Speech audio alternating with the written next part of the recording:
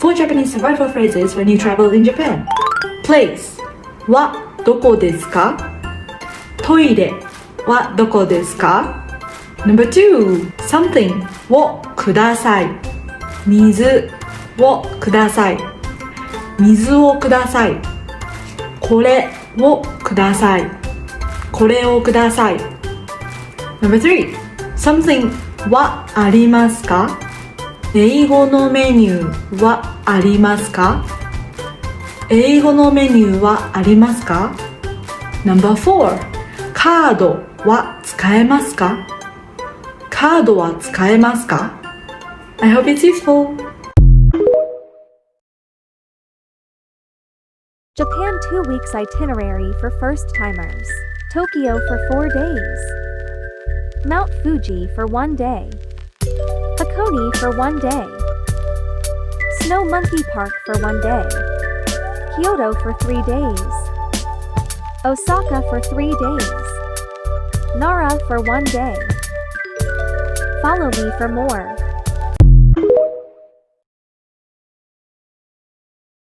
Come with me to shop for plus-size clothes in Japan.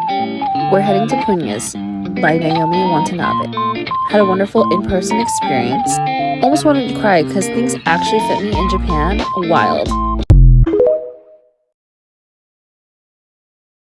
We're in Japan, and this is the Japan travel hack that'll save you from having to lug your luggage around all of Japan. This is Yamato Transport. They'll ship your bags anywhere in Japan in 1 to 2 days. We landed in Tokyo, found the Yamato desk, and filled out this form and shipped our snowboard bags from Tokyo to Niseko for $20 each. Our bags met us at our hotel in Niseko, and you can also ship luggage too for about $15 each. You can ship your bag from hotel to hotel. You can ship your bag from your hotel to the airport and pick up your bags before you depart Japan. You can even ship them to a 7-Eleven.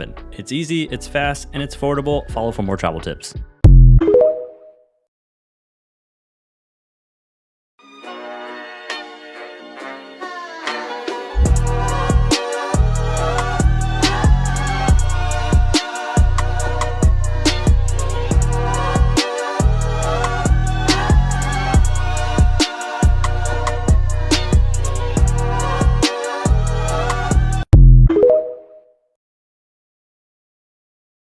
This is what it's like to stay in a modern ryokan in Hakone, Japan. This is our room, and it has the traditional tatami flooring as well as a low table set up for tea. But the main reason why I booked this ryokan was the private onsens that each room has. Onsens are hot spring baths where you can relax in the therapeutic waters while enjoying the view of the surrounding mountain. The best part about having a private onsen is that you can use it as much as you want, however you want, whenever you want. Not many ryokans have private onsens. There are also male and female public onsens, but you have to follow the public onsen rules, which means no bathing suits and no tattoos. But from the photos, they seem nice. Breakfast is a Japanese food buffet, which was just okay. There's a garden that you can walk around, and they offer yukatas, which is the traditional ryokan wear for kids and adults. And this is the ryokan's name.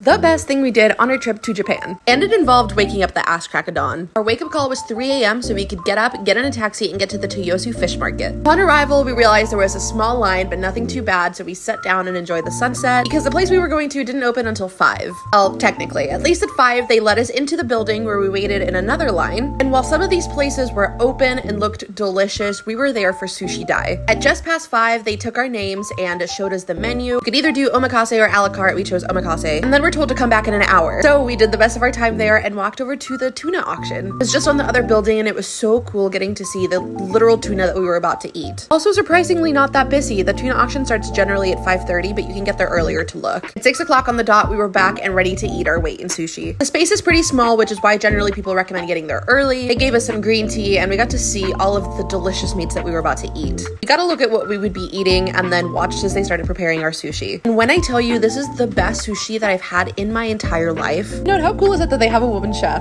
It's not quite as common as you would think. Seriously, this omakase was life-changing. It even had blowfish melt, and everything we put in our mouths was the best piece of sushi that we'd ever had before. The best part is all of this was only 5,500 yen, aka $40. We were shook once we were done. It was so delicious. Do remember to bring cash because that's all they take though. And the best part is we then had the rest of the day to explore Tokyo however we wanted.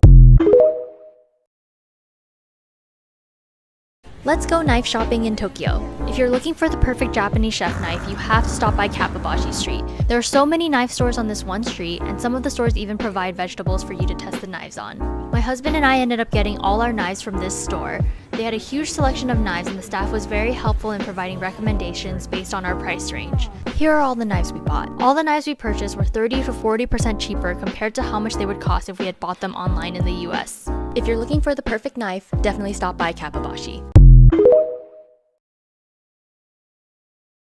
One can't-miss experience you have to have in Tokyo is a night in Shinjuku. We took a night tour here, and here's everything that we saw, ate, and drank in this vibrant district.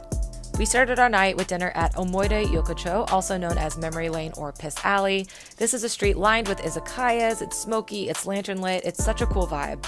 We popped into a spot with fun craft sake being served alongside some more traditional Japanese comfort food like tofu and oden. So fun to try these new foods. Afterwards, we moved on to the entertainment district of Kabukicho, where we saw some questionable businesses and also spotted Godzilla. Then we walked through Shortcut Alley on our way towards Golden Gai before first stopping at this unique bar.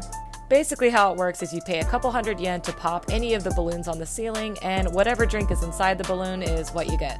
Obviously, we had to do this, and we were the lucky winners of not 1, not 2, but 3 tequila shots. We followed that up with plum wine, a Japanese classic, before heading into Golden Gai. This series of alleys is super unique. It's lined with tiny, intimate bars. Most can only seat a few people. We ended up at this spot that is famous for its snake-infused liquors. Yes, that is a real snake. His name is Timmy, so of course we had to try a shot, and honestly, it wasn't that bad. We continued the tour by exploring the more interesting side of Kabukicho, namely its girl bars, its host bars, and we even went inside an infamous Love Hotel. Well, just the lobby. And then we ended the tour by walking through a pachinko hall, which is kind of like a mix of an arcade and a casino. Overall, an unforgettable night in Tokyo. So Tokyo Photo Tours. If you would like me to guide you around Tokyo while taking photos or videos of you at some of my favorite locations, I am offering that service for 1 month. Hello, so I have 6+ years of experience working and studying in Japan, as well as 7 years working professionally in media production. I'm offering a guided tour of various districts in Tokyo, lasting up to 3 hours, where we will hit some of the most aesthetically stunning places I know to take your photos. For my starting package, I will deliver 35 edited travel photos showcasing you in Tokyo, all included with the tour for the price of $200. The diverse metropolis districts of Shinjuku or Ikebukuro are where I would be most at home as a photography guide. However, I will be open to any area of Tokyo if you have a place that you'd like to capture. I'm also offering a video service if you'd like a stylized edited video of yourself in Tokyo for a further price, and even an option where I'll do a narration over the video, similar to how I narrate these TikTok videos, like, so this is Steven's second trip to Shinjuku, he is the coolest guy, or whatever you want really, it's your video. Anyway, please email me if you're interested at the address I have in my bio. Even last minute bookings should be cool. And honestly, full transparency, I really think there's no compromising with the services of a professional tour guide who knows the food, history, and streets of these neighborhoods like the back of their hand. So I'm not trying to compete with that, but I can show you my own personal favorite flavor of these Tokyo neighborhoods with what I believe to be some of the most aesthetically pleasing settings for photography, because I am a professional photographer. So I hope to see you in Tokyo. Thank you for watching. This ryokan in Tokyo is one of the nicest places I've ever stayed in Japan, and I think you should consider booking it for your next trip. Located a short walk away from Asakusa's main strip, this ryokan is the perfect blend between traditional elements and modern design sensibilities. The rooms are small but cozy, and the design of the room does kind of make you feel like you're staying in the middle of a magazine spread. But one of the best things about your stay is that it includes access to the private rooftop onsen, so you can make a booking every evening to use this. I am so devastated that I only stayed for one night because this was an amazing experience and I would do it every night if I could. And if that wasn't enough, indulgence also included in your room rate is a traditional Japanese style breakfast, and this is one of the best traditional style breakfasts I've ever had. Everything was delicious and I couldn't think of a better way to start the day. Also, I was traveling alone and all the staff made me feel so welcome. They were so friendly. So if you're looking for a special stay in Tokyo, I can't recommend Chashitsu Ryokan enough.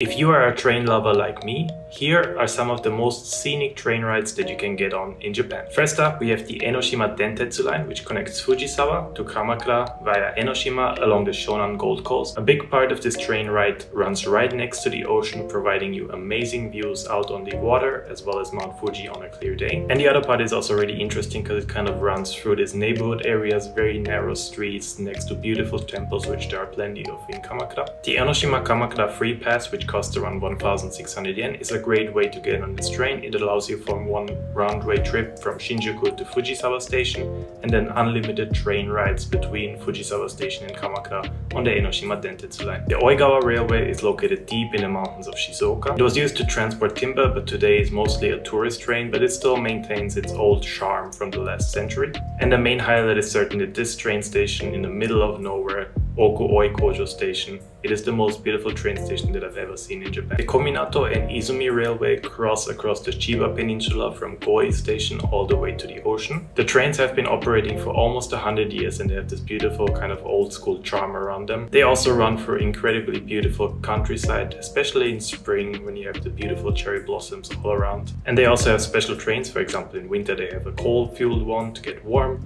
and in summer they have an open air one to enjoy a beautiful summer breeze. These one also have a one-day pass. For the Kominato Railway it costs 1,800 yen and for the Izumi Railway 1,200 yen. If you do a one-day round-way trip, it's definitely recommended getting those passes. It's actually a miracle that this train still runs today. This is the Sanriku Railway, which runs along the Tohoku coast, which was heavily damaged and partially destroyed during the 2011 tsunami. Actually, only certain sections of this train are operating today. Some have been replaced by buses, but those that do operate are beautiful with the scenery, and it also is kind of a living monument, as you can see the seawalls and everything else that has been destroyed by the tsunami. Finally, we have the Oito line, which connects Itoigawa City in Niigata Prefecture to Matsumoto City in Nagano Prefecture. This train line offers amazing views over mountains and villages in these two prefectures. It is especially beautiful between late fall and early spring when you have the snow-covered mountains and these beautiful reflections with the melting water. So these were just my personal favorites, but which one would you like to get on the most? Let me know in the comments and stay tuned for more videos. Come here for the cheapest omakase in all of Tokyo. Only open for lunch, this restaurant is run by the cutest couple. They also have a log that every customer signs with where they're visiting from. This 13-course omakase includes toro, yellowtail, conure eel, and a sampler of 3 different types of sushi rolls. The chef makes everything super fast, but every piece absolutely slaps. And for only $35, you cannot find a better deal anywhere else. One of my favorite souvenirs I've ever found in Japan is handmade by the sweetest man named Kawamura-san. I was shopping down this popular alleyway in Kyoto and I always wondered what was inside the building with the 3 white umbrellas. And that's when I met Kawamura-san, who was hand-making Japanese artwork called ukiyo-e. He told me that ukiyo-e is a style of Japanese art that's over 300 years old, made by painting and pressing wooden block prints onto rice paper. He paints and presses each block one at a time to make these beautiful pictures of geisha and Japanese flowers. There's one for each month of the year, so I bought a Maiko print and the flower of my birth month. He said to please come and visit him if you're in Kyoto, so make sure you stop by and say hi and pick up a unique souvenir.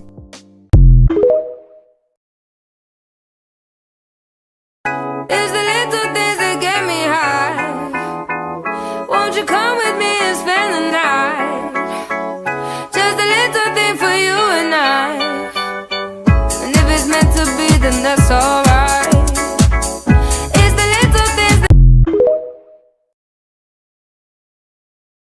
If you love cooking, you need to pick up a custom Japanese knife in Tokyo, Japan. Kappabashi Street, also known as Kitchen Town, is a street full of kitchen tools like knives, chopsticks, plates, and more. Established in 1923, Kamata is one of the most famous knife shops spanning over 4 generations. You can pick between various Japanese traditional handles or modern one like the American ones, and stainless steel or carbon. Once you choose, you can get your knife sharpened and also customized. For the engraving, they use Chinese or Japanese letters, and they can translate your English name to Japanese. It was really cool to watch him hammer it in. For certain knives, you can only get it on the handle and they show it to you right when it's done before they package it. Make sure you bring a passport so you can get tax back, and this is a great gift for the home chef in your life.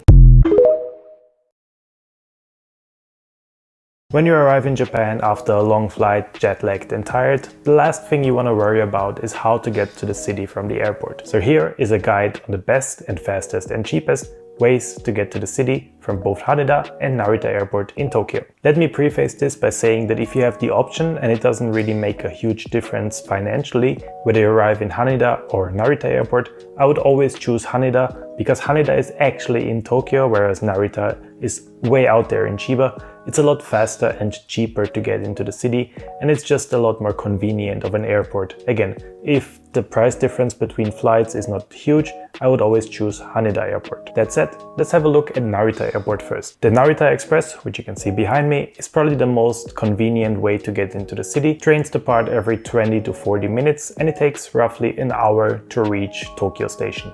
A one-trip ticket costs 3,000 yen or 4,000 yen if you buy a return ticket within 2 weeks, and this trip is fully covered by the Japan Rail Pass. Overall, if you already have your Japan Rail Pass and you activate it on this day, I think this is a good option. Otherwise, it is a little bit pricey. Another limited express train, same as the Narita Express, is the Keisei Skyliner. This one takes 40 minutes to reach Nippori Station in northeastern Tokyo and costs 2,500 yen. From Nippori Station, you can easily get on the Yamanote Loop line and get to most major places in Tokyo such as Ueno, Shibuya or Shinjuku. I'd say this is an alternative if you do not have a Japan Rail Pass and you want to save some money because it is a cheaper alternative to the Narita Express. However, there is an even cheaper option, which is the Keisei main line. So this one is slower, it takes around 1.5 hours to reach the same Nippori station, but it is also significantly cheaper at just 1,050 yen for this entire trip. However, note that this is a normal train, so you don't really have a specific place to place your luggage, so you will just kind of have to squeeze in the train, which might be full if it is kind of a rush hour commuter train. If trains aren't your thing, there are also buses that leave from Narita Airport. This one, for example, is a budget option at just 1,300 yen, takes around an hour depending on traffic to reach Tokyo Station, and tickets and the boarding place are at Terminal 3 at Narita Airport. Now with Haneda, the transportation options from the airport are a little bit limited, but that is also because the airport is just right in the city and you don't really need that many train lines going to there. You essentially have two options when it comes to train. One is the KQ main line. This one takes around 30 minutes to reach Shinagawa Station in the south, from where you can again hop on the Yamanote Loop line. Costs around 500 to 600 yen to reach there. The other option is the Tokyo monorail, which also runs to southern Tokyo again, this one to Hamamatsucho, from where you can again hop on the Yamanote line. Prices are roughly the same, at around 500 to 700 yen. So it really comes down to which is closer for you to get to your hotel. There are also buses that leave from Haneda Airport, but I would generally just take the train. However, one cool thing is that if you're flying with Emirates, in the past it always kind of used to be annoying where the Emirates flight arrived at around midnight and at that time no trains were running anymore, so you'd kind of have to get an airport hotel or a hotel near the airport somewhere, which was doable. But what they recently introduced is that if you have a late arriving flight with Emirates, they actually have a bus service that runs to most major stations in Tokyo, for example Shinjuku, Shibuya, Tokyo Station, that you can use for free if you're flying with Emirates, even in economy class. And yeah, so if you're considering between two airlines and both are arriving kind of late, it might be worth just going with Emirates for the ease of easy connection between the airport and the city. So yeah, these were pretty much all of the options that you have when arriving at Narita or Haneda Airport in Tokyo to get to the city. There are trains, there are buses, and it's just a lot of different options. You just have to kind of consider which one is worth your money, how much you want to spend, and where exactly your hotel is. Depending on that, it's either the Narita Express or the Skyliner, or if you're arriving at Haneda Airport, the KQ line. So I hope this video was helpful for you, and if you have any other questions, feel free to ask them in the comments. See you soon. I think this is the best thing you can bring home from your trip to Japan. This is Nunu, and it is home to hundreds, if not thousands, of original artworks, all by Japanese artists. Everything is a one-off, and all the artworks you're seeing count as practice pieces, meaning they come at really accessible price ranges. Everything that I saw was between kind of 10 and 40 pounds. Literally, what's not to love? You can support a Japanese artist, and you can bring home a piece of beautiful art which can remind you of your trip. The good news is that there is such a diverse array of artworks. There's photography and paintings, and I even saw some sculptures. Look, there's even a whole section just dedicated to cats, and that one was £10. I just really think that there is something for everyone here, and there are some framed pieces which were beautiful. If we could have taken them home, we would have. One thing I do regret not getting was this mystery poster. It feels very fitting with all the gacha that we saw throughout our trip. Other things to note is that this shop is tax-free, so don't forget to bring your passport. To find this one, you're going to want to go to the 4th floor in the Takashimiyaya shopping mall in Kyoto. There's also a vintage toys section right next to it, which is very cool. We honestly spent so long in here just looking through all the different artworks, trying to make our picks. Let me know if you want to see what art we came home with.